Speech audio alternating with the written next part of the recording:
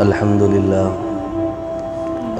لله نحمده ونستعينه ونستغفره ونؤمن به ونتوكل عليه ونعوذ بالله من شرور أنفسنا ومن سيئات أعمالنا من يهده الله فلا مضل له ومن يضلله فلا هادي له ونشهد أن لا إله إلا الله وحده لا شريك له ونشهد أن سيدنا وسندنا وشفيعنا وحبيبنا وطبيبنا وطبيب قلوبنا ومولانا محمدا عبده ورسوله صلى الله تعالى عليه وعلى آله وأصحابه أجمعين إلى يوم الدين.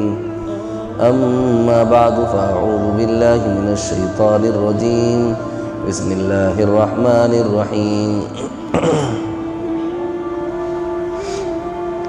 يا أيها الناس أنتم الفقراء إلى الله والله هو الغني. صدق الله العظيم. قال النبي صلى الله عليه وسلم بعثت لأتمم مكارم الأخلاق أو كما قال عليه السلام. انتہائی قابل قدر بزرگوں، عزیز دوستوں، نوجوان ساتھیوں، السلام علیکم ورحمۃ اللہ وبرکاتہ.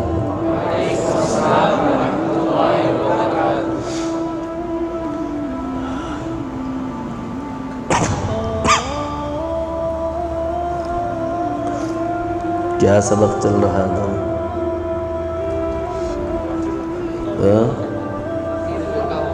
فقیر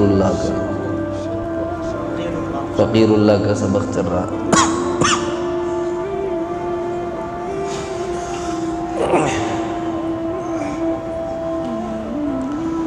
اللہ تبارک و تعالیٰ کا مخلوقات کے اوپر جو فضل و انعام ہے، اور مخلوقات اللہ کے بھکاری ہیں، فقیر ہیں، یہ بات آپ حضرات کو اچھی طریقے سے سمجھ میں آ گئی. نہیں آج بھی فقیر اللہ پر بات ہونا چاہیے. سمجھ آ گئی ہے؟ دل سے سمجھ میں آ گیا کہ ہم فقیر اللہ ہیں.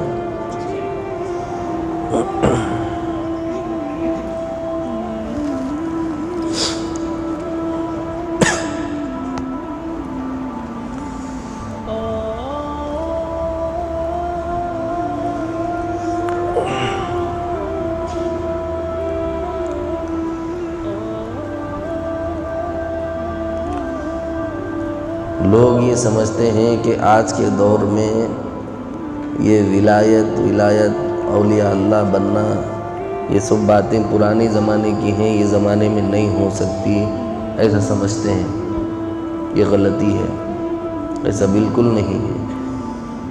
کیونکہ بنانے والے جو ہیں نا، اللہ کا ولی بنانے والے جو ذات ہے وہ اللہ کی ہے.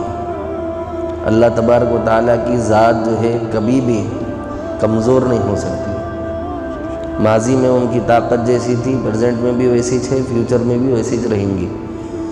ان کی طاقت کو کوئی جو ہے مٹا نہیں سکتا، گھٹا نہیں سکتا، کم نہیں کر سکتا. تو جو اللہ کل ولی بنانے والے تھے، آج ولی بنانے والے بھی انہی ہیں. مثال کے طور پر اگر جو ہے کسی کمپنی کو گروتھ پر لانا ہو تو وہاں پر کچھ مخصوص احباب کو ٹیم بنا کر کے دیا جاتا ہے کہ بھئی اس کو گروتھ کرنا ہے، اس کے لیے کیا کیا شکلیں اختیار کرنی چاہیے. اگر ٹیلنٹڈ آدمی ہوگا تو وہ اپنی کمپنی کو گروتھ بھی کرے گا اور سارے زمانے کی زبانوں سے بلوائے گا کہ بھئی یہ ٹیم وہ ہے کہ جس کمپنی کا بوجھ اپنے سر پہ لے لے، اس کمپنی کو جو ہے پار لگا دیتے ہیں. لیکن چونکہ انسانی طاقتوں میں کمزوری آ جاتی ہے، ایک وقت کے بعد آدمی کے اندر وہ ہنر، وہ صلاحیتیں، وہ کیفیات باقی نہیں رہتی. اس وجہ سے ایک وقت آتا ہے کہ انسان اپنی کمزوری کی وجہ سے اپنے ان صلاحیتوں کی بنیادوں کو کھو دیتا ہے.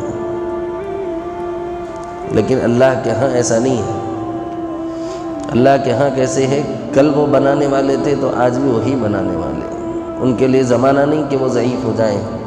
ارے بھیا اتنے ہزار سال ہو گیا، دنیا آباد ہو کے اللہ میاں بڈھے ہو گئے ہوں گے.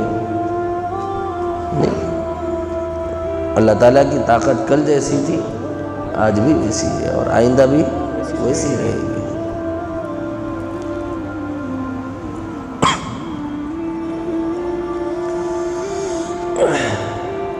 تو ولی بنانے والی جو ذات ہے وہ کل بھی وہی تھی، آج بھی وہی ہے، آئندہ بھی وہی رہے گی۔ اس وجہ سے ولی بننے کا جو سسٹم ہے نا، اس کو کسی بھی دور میں اپلائی کیا جا سکتا ہے۔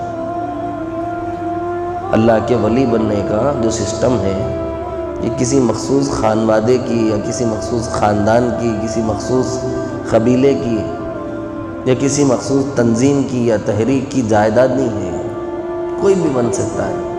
بھنگی بننا چاہ رہا اللہ کا ولی تو بن سکتا ہے۔ بھنگی بول رہا ہوں میں، بھنگی بول تو معلوم آپ لوگوں کو نہیں معلوم؟ جاروب کش بھائی، وہ GHMC والے بکیٹوں سے پیخانہ غلاظتیں نالیاں اٹھا لے کے جاتے نا، اگر وہ بھی اللہ کا ولی بننا چاہتا ہے تو اللہ کے ہاں اس کے لیے بھی کوئی رکاوٹ نہیں ہے۔ قرآن پاک میں اللہ تبارک و تعالیٰ فرماتے ہیں کہ ان اکرمکم عند اللہ اتقاکم، ان اکرمکم، بولو نا، ان اکرمکم عند اللہ اتقاکم۔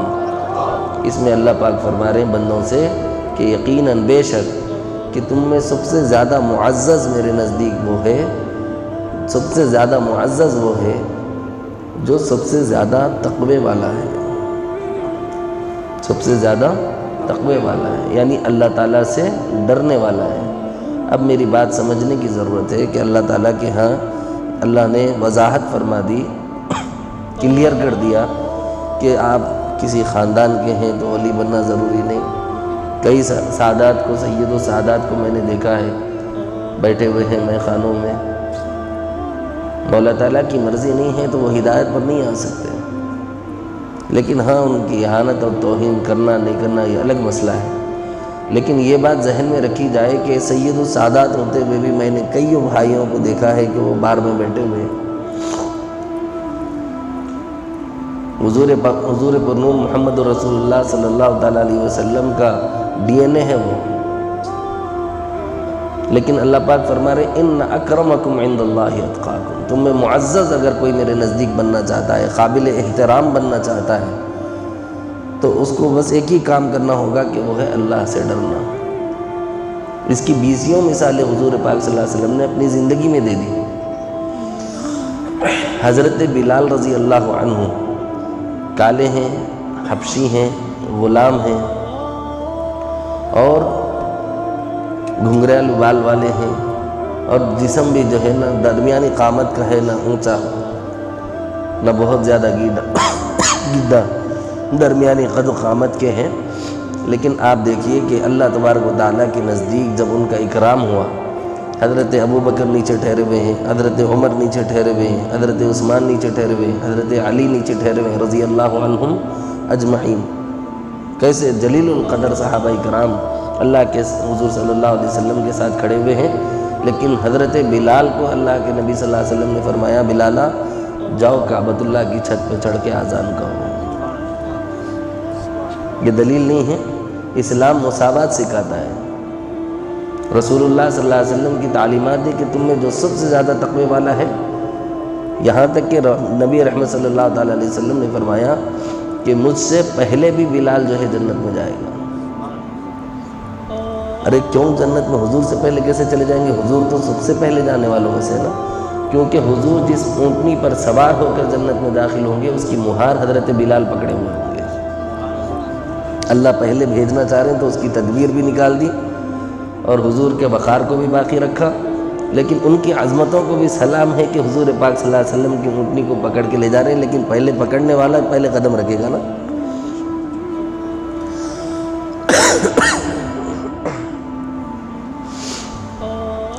ایک صحابی تھے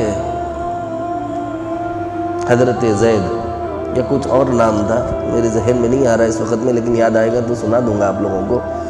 لیکن ایک صحابی تھے جو ہے دیہات میں رہتے تھے، ترکاری وغیرہ بیچتے تھے، غلام تھے، چیچک کے داغ تھے ان کو. چیچک کے داغ بولے تو معلوم نہیں؟ معلوم. ایسا گھمڑوں کے سر کا اٹھا ہوا رہتا جسم میں، واہ واہ واہ واہ واہ واہ. لوگوں کو، بعض لوگوں کو دیکھا ہوگا آپ لوگوں نے. چیچک کے داغ والے تھے، جو ہم جس کو برس بول لیتے ہیں. سفید داغ ہوتے ہیں، دبے ہوتے ہیں، بیچ بیچ میں ایسے گھمڑوں کے سر کا اٹھے ہوا رہتا ہے. رسول اللہ صلی اللہ تعالیٰ علیہ وسلم ایک مرتبہ ان سے ملاقات کے لیے گئے. کس سے ملاقات کے لیے جا رہے؟ حبشی ہیں، غلام ہیں، ترکاری بیچنے والے ہیں اور دیہات میں رہنے والے ہیں، اور ان کے جسم پر چیچک کے داغ ہیں.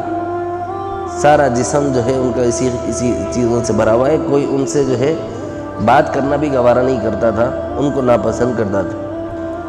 لیکن اللہ اور اس کے رسول کی جب محبت میں آ گئے اور انہوں نے اسلام قبول کر لیا، تو رسول اللہ صلی اللہ تعالیٰ علیہ وسلم نے یہ فرق و امتیاز مٹانے کے لیے کہ کوئی بھی اللہ کے ہاں مقبول اور پسندیدہ بن سکتا ہے، اس بات کو بتانے کے لیے رسول اللہ صلی اللہ تعالیٰ علیہ وسلم اس گاؤں کو تشریف لے گئے جہاں یہ صحابی ہوا کرتے تھے. جا کر کے پیچھے سے آپ نے ایسے پکڑ لیا جیسے ہم اپنے خاص دوست کو پکڑ لیتے نا. ایسا بولتے ہیں پہچان کون کون کھیلے سوئی ہے؟ ارے بولو نا یارو. ایسا پیچھے سے پکڑ لے کے پوچھتے نہیں کون ہو پہچان بول کے؟ نہیں دیکھے بھی نہیں گیم. یہ دیکھے تو صحیح نا. ہاں. تو حضور صلی اللہ علیہ وسلم ان کو جا کے ایسا پکڑ لیا. کتنی محبت ہوں گی اللہ کے رسول صلی اللہ علیہ وسلم کو اپنے صحابہ سے. جا کے پیچھے سے ایسا پکڑ لیا اور پوچھے پہچان کون؟ صحابی رسول جو ہے تھوڑی دیر کے لیے سوچے، پھر اس کے بعد فوری ان کے دماغ میں آ گیا کہ ایسی خوشبو تو سوائے محمد رسول اللہ کے کسی اور کی نہیں ہو سکتی، اور ایسا عمل بھی کسی کا نہیں ہو سکتا کہ غلام کو چیچک والے داغ والوں کے پس قد ہے، چیچک والے داغ ہیں، غلام ہیں، ترکاری بیچنے والے ہیں، گومڑے جسم پر اٹھے ہوئے ہیں، اور جو ہے حبشی ہیں، اور جو ہے ہونٹ بڑے بھدے سے ہیں. اگر اس کو کوئی گلے لگا سکتا ہے تو وہ سوائے رسول اللہ کے کوئی اور نہیں ہو سکتا. انہوں نے اپنی پیٹھ حضور صلی اللہ علیہ وسلم کے سینے سے رگڑنا شروع کر دی تاکہ کچھ فیض مل جائے. پلٹنے کو بھی گوارا نہیں کیا. انہوں نے کہا میرے آقا و مولا، آپ کے علاوہ کون ہو سکتا ہے جو غلام کو سینے سے لگا لے؟ آپ کے علاوہ کون ہو سکتا ہے اس زمانے میں کہ جو غلام کو سینے سے لگا لے؟ آقا مدنی کریم محمد رسول اللہ صلی اللہ علیہ وسلم نے جب یہ جواب سنا تو ان کو یہاں سے کمر سے پکڑ کے اٹھا لیا. بولو کہاں سے پکڑ کے اٹھا لیا؟ کتنی جگری دوستی ہو گئی تھی ان کی، کیسی عاشقی تھی ان کی، ذرا سوچو. پیارے نبی صلی اللہ علیہ وسلم نے ان کو کمر سے پکڑ کے ایسے اٹھا لیا اور پوچھا من یشتری ھذا الغلام. یہ حدیث کے الفاظ ہیں. پوچھا کیا پوچھا؟ بولو من یشتری ھذا الغلام. یہ غلام کو کون خریدے گا؟ یہ غلام کو کون خریدے گا؟ ان کی آنکھوں سے آنسو جاری ہو گئے صحابی کے. رسول اللہ صلی اللہ علیہ وسلم نے فرمایا ارے بھائی تو ناراضی ہو گیا مجھ سے، خفا ہو گئے؟ انہوں نے کہا اللہ کے رسول صلی اللہ علیہ وسلم آپ پر 100 مرتبہ قربان ہو جاؤں، لیکن مجھے آج سے پہلے اپنے غلام ہونے پر، اپنے چیچک والے داغ ہونے پر، پست قد ہونے پر، بھدے ہونٹ ہونے پر، حبشی ہونے پر، غلام ہونے پر آج سے پہلے کبھی افسوس نہیں تھا. لیکن آج مجھے افسوس ہو رہا ہے کہ کاش میں دراز قامت ہوتا، خوبصورت ہوتا، خوشنما ہوتا، میرے آقا کو 2 روپے زیادہ مل جاتے ہیں، میرے مولا کو 2 روپے 10 روپے زیادہ مل جاتے ہیں. مجھے کون خریدے گا؟ میں تو آپ کے اس کام بھی نہ آ سکا. عاشقی کرنا ہونا تو پھر یہ عشق کرو، یہ عشق ہے کرنے والا. ہم لوگ جو عشق و عاشقی کرتے ہیں نا وہ پیخانے کے ساتھ بہہ جاتی ہے. معلوم ہے واقعہ آپ لوگوں کو؟ ایک بزرگ کے پاس ایک خادم آتی بڑی خوبصورت. ایک جو ہے آنے والے مریدین میں سے ایک جنا اس کے اوپر لٹو ہو گیا، عاشق ہو گیا. بزرگ بھی تھے بڑے زبردست قسم کے آدمی. وہ خادمہ کو بلایا اور کہا کہ دیکھ ایسا ایسا فتنہ مچ گیا ہے تیری وجہ سے، اب ایسا کر کہ میں تجھے جلاب کی گولیاں دے رہا ہوں، یہ کھا لے. وہ جلاب کی گولیاں دیتے رہے 2 دن 5 دن 4 دن. وہ جو ہے بیچاری جو ہے موشن پہ لوز موشن پہ لوز موشن، لوز موشن پہ لوز موشن. اب یہ حال کیا ہونا حالت آدمیاں جو ہے نا بڑے بڑے پہلوانوں سے تھر تھر تھر تھر کانپتے، 3-4 دن موشن ہوئے تھے. اب 8 دن تک اس کو بیچاری کو دیے تو اس کے پورے آنکھیں اندر چلے گئے، گال اندر چلے گئے، حلقے آ گئے، کمر جھک گئی.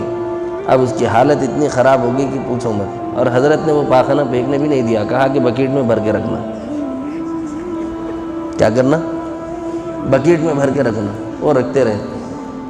اچانک جو ہے حضرت جو ہے اسی مرید کو بولے کہ بھائی ذرا ادھر آ، کمرے میں آ ذرا، بیچاری خادمہ بیمار ہے.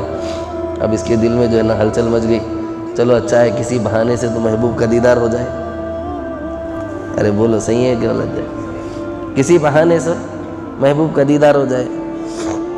یہ جو ہے جا کر کے خوشی خوشی اندر گیا تو کیا دیکھتا ہے کہ ایک خاتون ہے جس کی آنکھوں کے گرد حلقے پڑے ہوئے ہیں، کال پچکے ہوئے ہیں، بال جو ہے بکھرے ہوئے ہیں، اور جو ہے اعضاء و جوارح میں، ہاتھ پاؤں میں قوت نہیں ہے، اور بوڑھی اور ضعیفہ لگ رہی ہے. اس نے کہا کہ حضرت آپ نے تو کہا تھا خادمہ بیمار ہے. حضرت نے کہا یہ وہی خادمہ ہے. حضرت نے کہا درد خیریت تو پوچھ لے. انہوں کراہت سے منہ پھیر لیے پیچھے.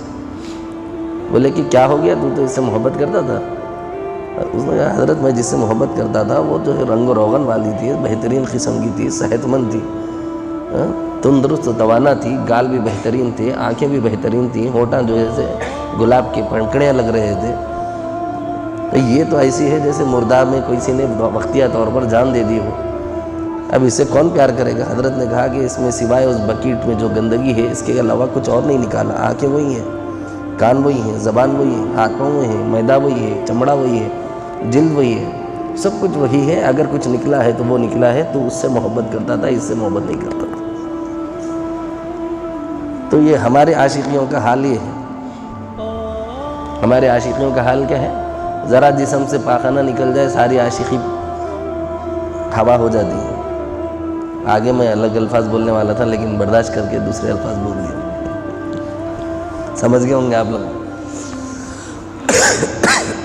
آپ لوگوں کے ساتھ ایک اچھی بات کیا ہے معلوم ہے؟ میں آگے کیا بولنا چاہ رہا ہوں سمجھ جاتا ہے آپ لوگوں کو.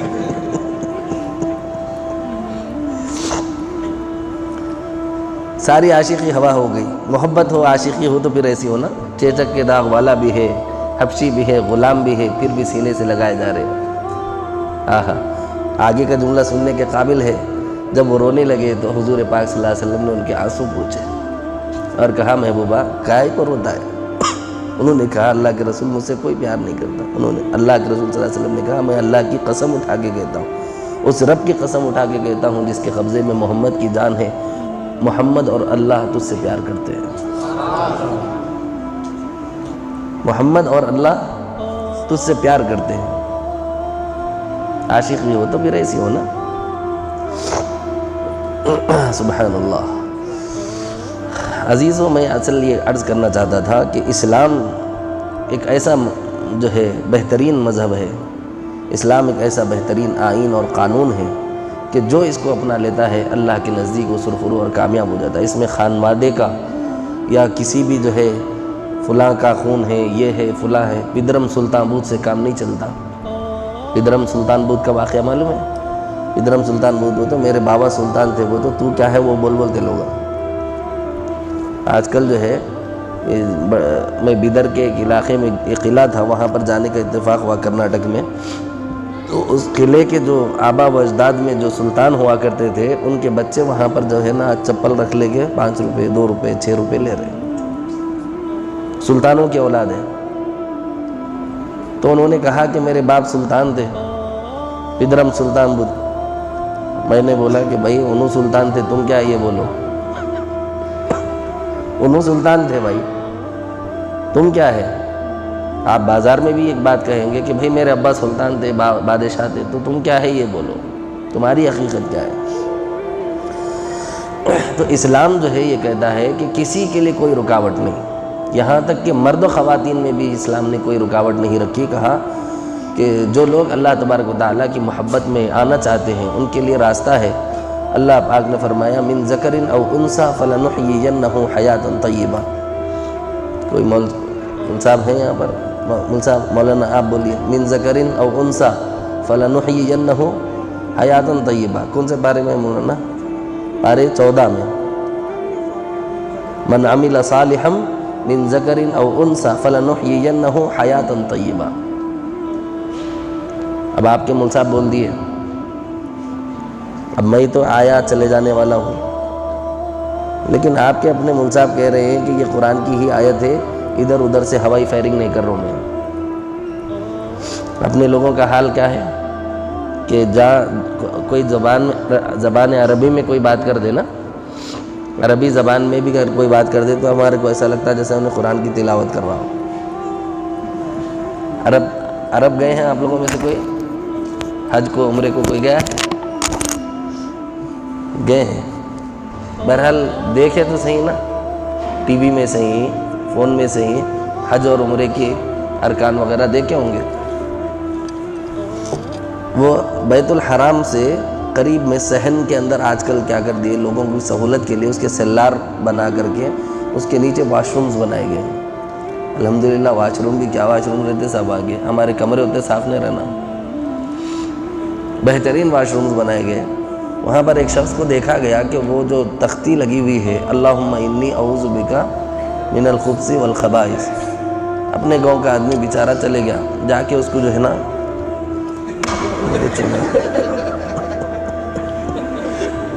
اس سے پوچھا گیا کہ بھائی یہ کیا کر رہا ہے؟ اس نے کہا اللہ کا کلام لکھا ہوا ہے اس لیے چوم رہا ہوں۔ جہاں عربی دیکھی چومنے لگتے اپنے لوگ۔ تو وہ پیخانے کو جانے کی دعا تھی، وہ اللہم انی اعوذ بک من الخبث والخبائث۔ خیر بہرحال نبی کی بات ہے، اس کو بھی چوم لیا تو کیا حیرت ہے، لیکن بتانا میں اصل میں یہ چاہتا ہوں کہ ہم لوگوں نے قرآن پاک کی آیت کو پہچاننے کی صلاحیت بھی نہیں ہے۔ اتنی بڑی جو ہے ہماری کیا بولنا چاہیے، افسوسناک ہمارے لیے خبر ہے کہ ہم مسلمان ہیں، برسوں سے مسلمان ہیں۔ کوئی 10 سال کا ہے، کوئی 15 کا ہے، کوئی 20 کا ہے، کوئی 25 کا ہے، کوئی 30 کا ہے، کوئی 40-50 کا ہے، کوئی 60 اور 70 کے دہوں میں ہے، لیکن ہم نے اللہ کے کلام کو اتنا بھی نہیں جانا کہ اگر کوئی عربی بول دے اور جو ہے کوئی آیت پڑھ دے تو اس میں فرق ہم نہیں کر سکتے کہ بھئی یہ قرآن کی آیت ہی ہے یا کچھ اور ہے۔ یہ ہمارے قرآن سے دوری کا نتیجہ ہے دوستو۔ تو عزیزوں میں عرض یہ کرنا چاہتا ہوں کہ اللہ فرماتے ہیں من عمل صالحا من ذکر او انثى فلنحيينه حیاتا طیبہ۔ اللہ فرماتے ہیں جو عمل صالح کرے گا، نیک عمل کرے گا، چاہے مرد ہو یا عورت ہو، مرد میں بھی عورت میں بھی تفریق نہیں کرے۔ اسلام مساوات سکھاتا ہے۔ یہ حقوق نسوان کے نام پر اپنی بہن بہو اور بیٹیوں کو ننگا کرنے والے حقوق نسوان کیا جانے؟ حقوق نسوان تو وہ تھے جو رسول اللہ نے آپ کو دلوائے تھے، آپ کا مقام اور مرتبہ بڑھایا تھا، آپ کے گھروں کی عورتوں کا اور آپ کی خواتین کا مقام اور مرتبہ رسول اللہ نے بڑھایا ہے۔ حضور کے آنے سے پہلے تو تم کو زندہ درگور کر دیا جاتا تھا، ستی کے نام پر، ستی کی رسم کے نام پر تم کو اپنے شوہر کے ساتھ جلا دیا جاتا تھا۔ خواتین کی بات کر رہا ہوں۔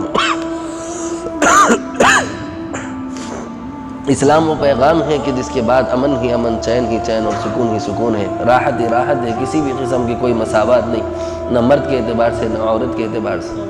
اللہ فرماتے ہیں من ذکر او انثى، مذکر ہو یا مؤنث ہو، مرد ہو یا خاتون ہو، اللہ فرماتے ہیں فلنحيينه حیاتا طیبہ، ہم اس کو پاکیزہ زندگی دیں گے، ہم اس کو پاکیزہ زندگی۔ پاکیزہ زندگی ہی ولایت ہے۔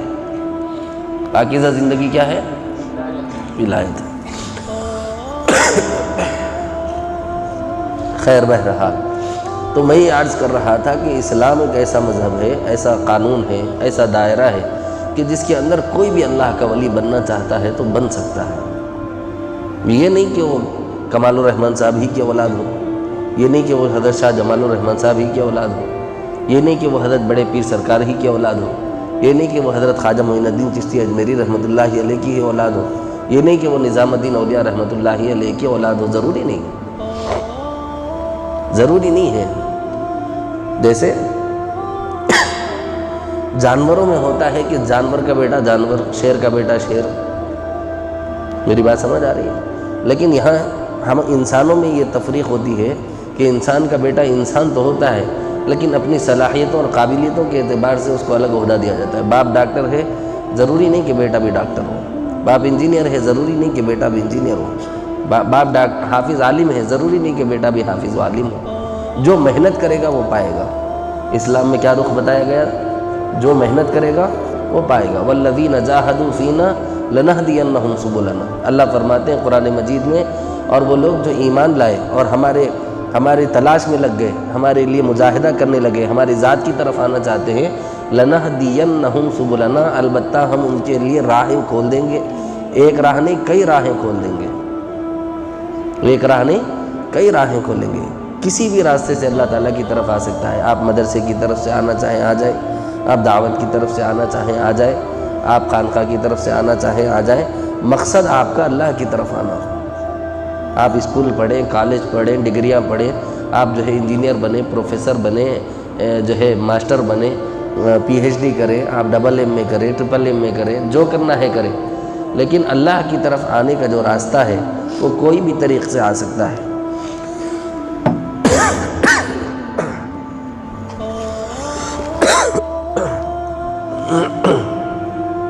کسی بھی راستے سے اللہ کی طرف آ سکتا ہے۔ اللہ کی طرف آنا، بس دل میں ارادہ کر لینا، اللہ کی راہ پہ چل پڑنا، اللہ تبارک و تعالیٰ آپ کو اپنا محبوب بنا لیں گے۔ اللہ پاک فرما رہے میں خود اسے پاکیزہ زندگی عطا کروں گا، فَلَنُحْيِيَنَّهُ حَيَاةً طَيِّبَةً۔ تو ہم جو ہے اب ولایت کا جو راستہ ہے وہ لوگ یہ سمجھتے ہیں کہ بڑا ہارڈ ہے۔ ہارڈ تو ہے، کیونکہ جب کوئی چیز قیمتی لینی ہو تو اس کے لیے محنت بھی اتنی چاہیے۔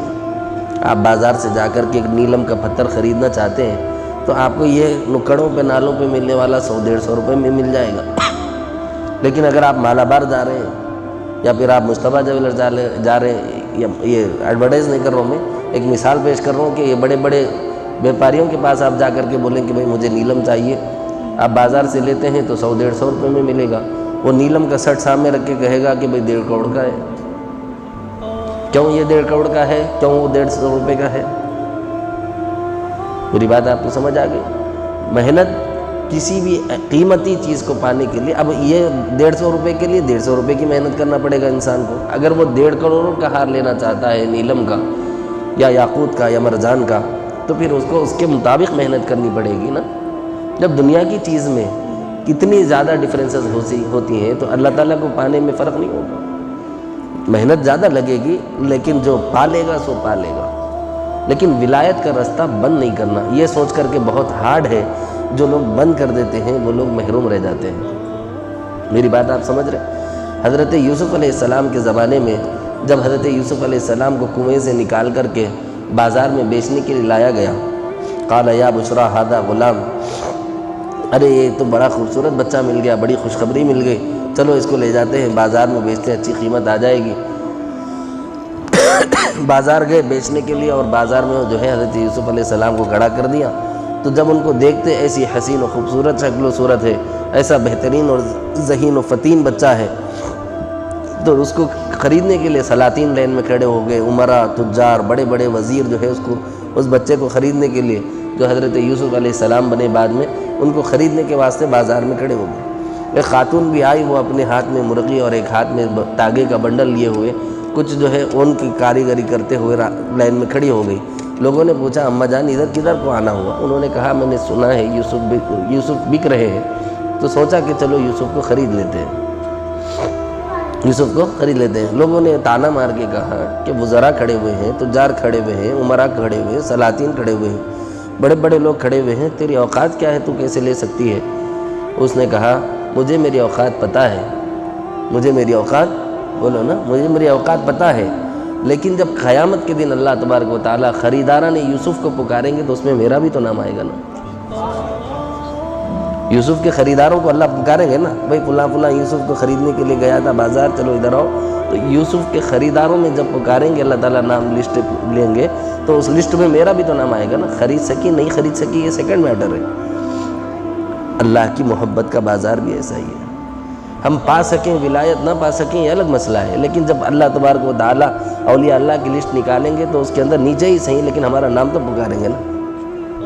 میری بات نہیں سمجھ آئی آپ کو؟